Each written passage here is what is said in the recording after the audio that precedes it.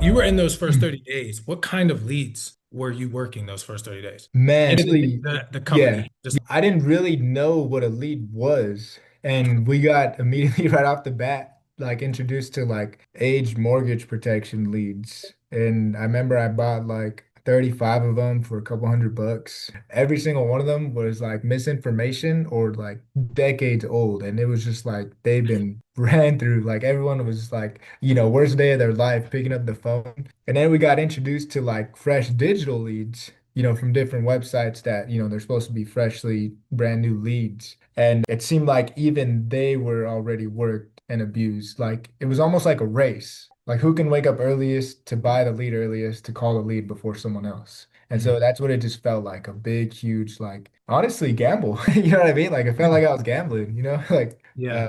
but that was for sure probably my experience with leads. Didn't know what a lead was, worked age leads, got my teeth kicked in, and then went fresh digital leads. And it was like same process, just more money. Right, right. No, 100%, bro.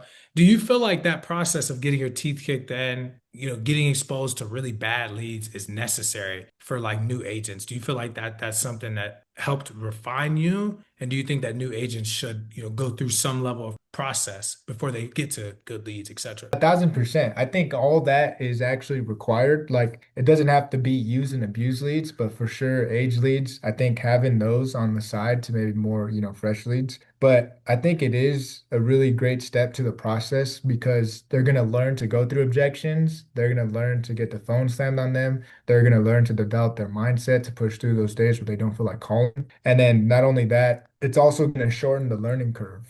There's a big learning curve to this process. I'm like 4 or 5 months in, you know what I mean? The faster they can shorten the learning curve, the more better of a chance they have to be successful at this. Now, I know there's some people that are successful first day they do this, but persistency is huge, trying to avoid chargebacks, all those things that go into play. So I really do think it's a huge part of the process and it'll help shorten that learning curve. Because I think there's a saying, like once you do something for 11 years straight or a certain amount of hours, you become a master at it. And so I think it's you do something for a certain amount of hours or 11 years, you become a master at it. So you're trying to really shorten that time frame with the amount of hours you put in every day or with the amount of years you do this. You know what I mean? So for sure, I think it's definitely part of the process.